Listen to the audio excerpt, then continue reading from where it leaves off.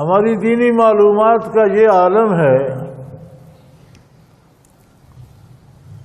کہ کالج کی بچیاں MBBS پڑھتی بچی اپنی مرضی سے گھر سے بھاگ آتی ہے اور وہ پکڑی جاتی ہے اور بتاتی ہے کہ میں نے تو اس کو کرسمس ڈے پر اور ان کی عیسائیوں کی عید کے دن اس لاہور والے گرجا گھر میں خود کچھ دھماکہ کرنا. خدا کی بندی عقل مند ہے، بالغ ہے، MBBS میں پڑھ رہی ہے، ڈاکٹر بن رہی ہے، تو اس پہ کیوں؟ اسے نہ والدین نے دین بتایا نہ اس کے سارے تعلیمی نصاب نے. اب دین کے ساتھ وابستگی تو اس کی پیدائشی ہے، دین کے ساتھ تعلق تو ہے، لیکن دین بتایا کسی نے نہیں. دہشت گردوں نے اب یہ نسخہ تاڑ لیا کہ انہیں دین کے نام پہ گمراہ کیا جائے، اس گناہ کو دین بنا کر پیش کیا جائے. اسے بتایا گیا کہ یہ دین ہے، تم اللہ کے نام پر جان دو گی، ان بندوں کو مارنا جہاد ہے. بیچاری مرنے کے لیے تیار ہو. اب اگر اسے والدین کوئی دین کی واقفیت دیتے، اسے اس کا نصاب کوئی دی، تو وہ بتاتی یہ خودکشی تو حرام ہے دین میں، یہ کیا کر رہے ہو؟ بندوں کو ناحق قتل کرنا تو دین میں حرام ہے، یہ کون سا دین؟ تم دین کے خلاف بات کو دین کہہ رہے ہو. لیکن کسی نے اسے بتایا ہی نہیں، تو اس کا کیا قصور؟ وہ جی بڑی محبت میں آ کر گستاخی کی اس نے، ایک طالب علم نے پشاور یونیورسٹی میں، دوسروں نے قتل کر دیا. اس بات کو چھوڑیں کہ اس نے کی یا نہ کی، اللہ ہی جانے، تو اللہ کو حال معلوم ہے. لیکن اگر کوئی گستاخی کرتا ہے باقی اس کی سزا موت ہے. لیکن سزا موت کا طریقہ کیا ہے؟ یہاں ہمارے سامنے خدا نخواستہ کوئی قتل کر دیتا ہے تو اس کی سزا بھی موت ہی ہے نا. تو اگر ہم اسے قتل کر دیں تو ہم پر بھی قتل کا پرچہ ہو جائے گا، چونکہ یہ پھر قتل ہوگا، یہ سزا نہیں ہوگی. ہم اتھارٹی نہیں ہے سزا دینے کی. ہاں اسے قانون کی عدالت میں لے جائیں، ہم گواہی دیں کہ اس نے میرے سامنے قتل کیا، عدالت اسے سزائے موت دے، وہ پھانسی لگ جائے. عدالت سے کوئی دشمنی نہیں کرتا، وہ قانون کا فیصلہ ہوتا ہے. کبھی ججوں سے کسی کی دشمنی نہیں بنی کہ اس نے میرے بیٹے کو پھانسی دی تھی، میرے بھائی کو سزائے موت دی تھی. کوئی بنتی ہے؟ کوئی نہیں. کیونکہ وہ قانون ایک نظام ہے. ہم اگر دیکھ رہے ہیں تو ہم اس کے خلاف شہادت دیں، اسے قانون کے حوالے کریں. اگر یونیورسٹی میں بھی کسی نے، بچے نے ایسا حرکت کی ہے تو جن کے سامنے کی ہے اس کے خلاف شہادت دیتے، اسے قانون کے حوالے کرتے. انہوں نے اسے قتل کر دیا. کیوں؟ جنہوں نے قتل کیا کیا یہ منو عن حضور کے تابع تھے؟ جو بندہ حکم نہیں مانتا وہ گستاخ نہیں ہوتا. تو یہ تو خود نمازیں نہیں پڑھتے، روزے نہیں رکھتے، ہیروئن پیتے ہیں، حرام کھاتے ہیں، جھوٹ بولتے ہیں، بدکاری کرتے ہیں، تو یہ ان کی محبت کے در سے آ گئی. مطلب کہ گستاخوں کو گستاخ ہی مار رہے ہیں، اس میں دین کا تو کوئی عمل دخل نہیں. کیوں ایسا کر رہے ہیں؟ انہیں دین کسی نے بتایا ہی نہ. والدین نے تکلف کیا گھر میں بتانے کا، اور نصاب میں حکومت نے نہیں ڈالا. تو پھر جو جس کا جی چاہے اس دین کی تعبیر کرتا رہے. اب ظلمن قتل کرنا بھی دین ہو گیا، دہشت گردی بھی دین ہو گیا، بے گناہوں کو مارنا بھی دین ہو گیا، عبادت خانوں میں بم پھوڑنا بھی دین ہو گیا. اس کی بنیادی وجہ کیا ہے؟ دین نہ گھروں میں بتایا جاتا ہے نہ نصاب. اور اتنے محتاط ہیں ہمارے حکمران کے، غلطی سے بھی دین کی کوئی بات نصاب میں نہیں آنے دیتے. یار بھول چوک بھی بندے سے ہو جاتی ہے، یہ کام یہ غلطی سے بھی نہیں کرتے. اور پھر بھگت بھی رہے ہیں، کہتے ہیں جی دہشت گردی پہ قابو نہیں پایا جاتا۔ بھائی دہشت گردی پہ بندوں کو سزا دینے سے قابو نہیں، بندے مارنے سے قابو نہیں پایا جائے گا۔ بندے مارتے رہو گے اور آتے رہیں گے، دہشت گرد بن کیوں رہے ہیں اس وجہ کو مٹاؤ۔ بندے مارتے رہو گے، بندے اور آتے رہیں گے، خلق خدا ختم تو نہیں ہوتی۔ وہ وجہ جو دہشت گرد بنا رہی ہے وہ دین سے عدم واقفیت ہے۔ لہذا بے دینوں نے یہ تاڑ لیا کہ انہیں دین کا پتہ تو ہے نہیں، تو دین کے نام پر ان سے دہشت گردی کو جہاد کہہ دو، یہ دین کے نام پہ قربانی دے۔ اور ایک دہشت گرد پکڑا گیا تو اس نے بتایا کہ مجھے جب وہ یہاں چھوڑنے آ رہا تھا، جو مجھے یہاں دھماکہ کرنے چھوڑنے، وہ دھماکے سے پہلے پکڑا گیا تو وہ خالی سڑک پہ کار کو ادھر ادھر لیا، کبھی ادھر لے جاتا کبھی ادھر لے جاتا۔ میں نے اس سے پوچھا کہ سڑک تو خالی ہے، ٹریفک تو ہے کوئی نہیں، کیا کر؟ وہ کہتے تیرے استقبال کے لیے اتنی حوریں آئی ہوئی ہیں کہ سڑک پر راستہ ہی نہیں ملتا۔ اس طرح انہیں چکمے دیے جاتے ہیں۔ تو الو کا پٹھا ہے، تو کہتا ہے مجھے تو کوئی حور چھوڑ کے کوئی گدھا بھی نظر نہیں آ رہا، تجھے کہاں سے نظر آ گیا؟ تو اس طرح کہ انہیں پتہ ہی نہیں دین ہے کیا، بیچارے دین سے وابستگی تو ہے، جانتے نہیں، انہیں بتایا جاتا ہے یہی دین ہے، وہ جان بھی دے جاتے۔ اگر ہمارا نصاب انہیں صحیح دین کی طرف نہ رہنا، کتنا مشکل ہے یار۔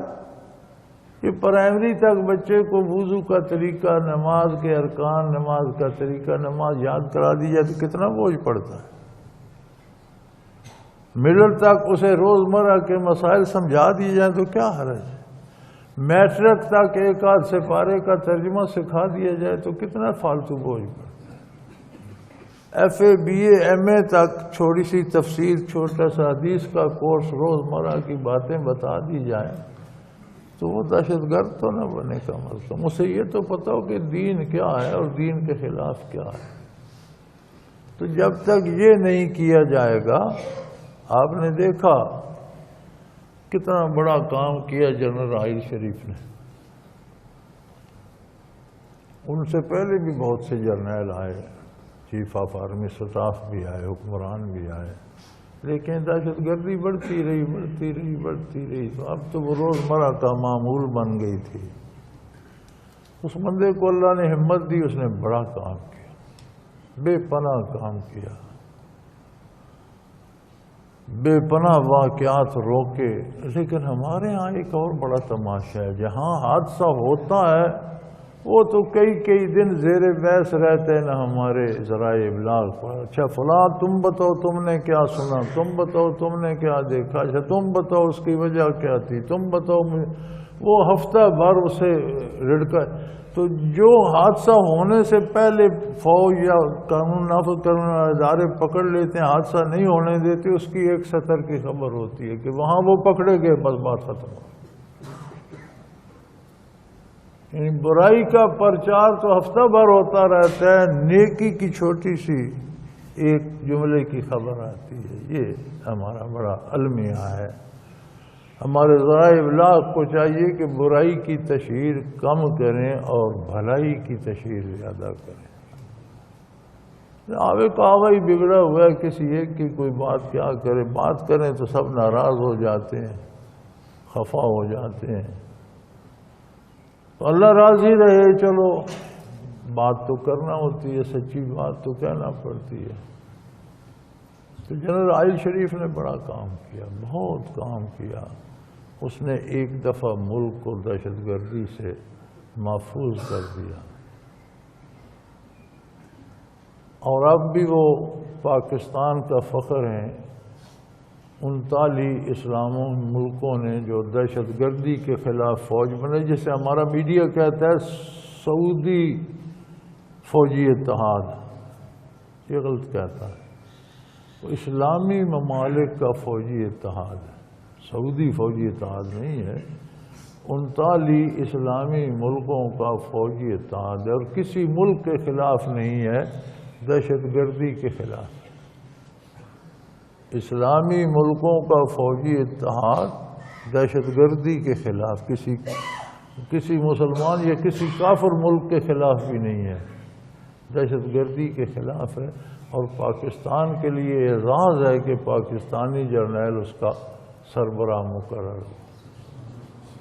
اب سارے پاکستان کو پتہ نہیں، اس بات پہ سیاستدانوں کو بھی، میڈیا کو بھی اس بات پہ بڑی تکلیف ہے کہ وہ کیوں وہاں مقرر ہو گیا۔ کمال ہے بھائی، جو بات قوم کے لیے قابل فخر ہے۔ لیکن یہاں تو یہ ہوتا ہے نا جی کہ ہماری حکومت سے ہم نے مخالفت کرنی، اگر وہ نماز بھی پڑھیں تو ہم کہیں گے نماز پڑھنا بھی کون سی شرافت ہے۔ تو اس طرح سے ہو رہا ہے یہاں۔ اب اس پہ بھی تنقید آ رہی ہے، سیاست سے بھی اور دانشوروں سے، اور دانشور بڑے بڑے ہمارے دانشور اتنے ہیں ہمارے پاس، دال روٹی کھا کے آ جاتے ہیں، ٹی وی پہ دانش کے ڈھیر لگا دیتے ہیں، گھر میں بیوی کہا نہیں مانتی، اولاد باپ نہیں مانتی، ٹی وی پہ دانش کے ڈھیر بکھیرے جا رہے ہیں۔ گھر میں کوئی پوچھتا نہیں، دوسری دفعہ سالن مانگے تو منہ پہ چمچہ لے، ٹی وی پہ دانش بکھیری جا رہی ہے، ساری خلاف اسلام دانش بکھر رہی۔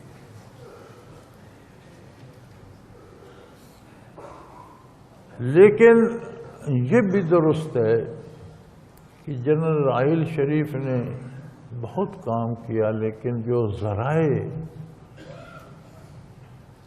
جو سرپرست تھے، جو سرمایہ دیتے تھے، جو دہشت گردوں کی سرپرستی کرتے تھے، انہیں نہیں چھیڑا گیا، جس کا نتیجہ یہ ہوا کہ جس دن وہ ریٹائر ہو کر اسلام آباد سے لاہور چلے گئے، دہشت گردی پوری جوبن پر پھرا اور پورے ملک کے طول و عرض میں ایک دم سے ساری دہشت گردی جا گئی۔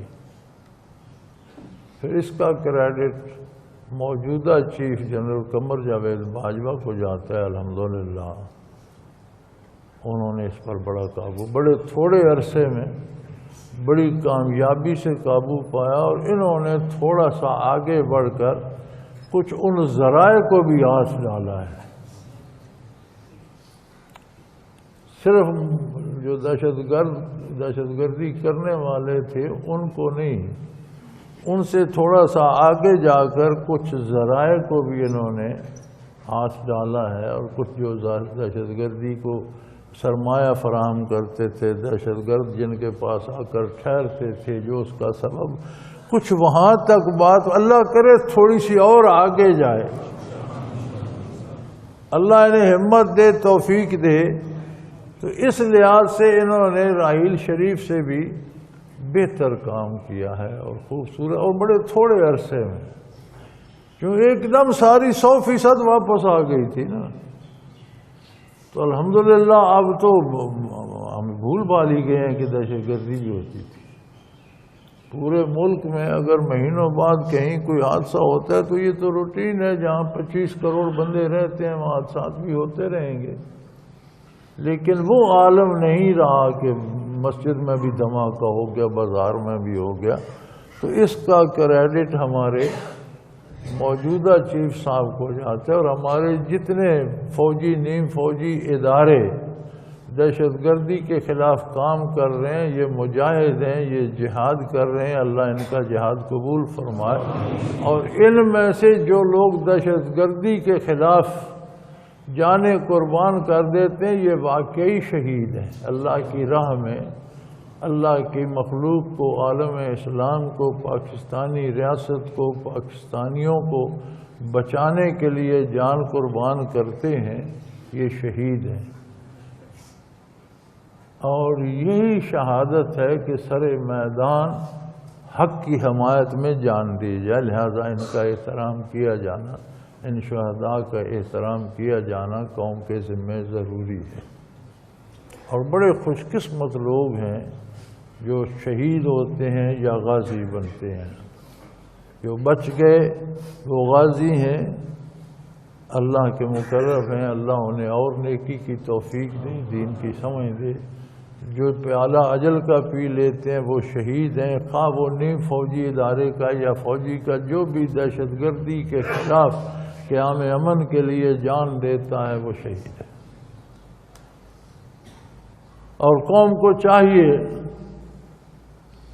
لوگوں کو چاہیے، ہمیں بھی چاہیے کہ ہم دہشت گردی کے خلاف جتنی مدد اداروں کی کر سکتے ہیں کریں. کوئی خبر دے سکتا ہے، کوئی اطلاع کر سکتا ہے، کوئی رہنمائی کر سکتا ہے، کوئی جو کوئی کر سکتا ہے وہ قوم کو کرنا چاہیے.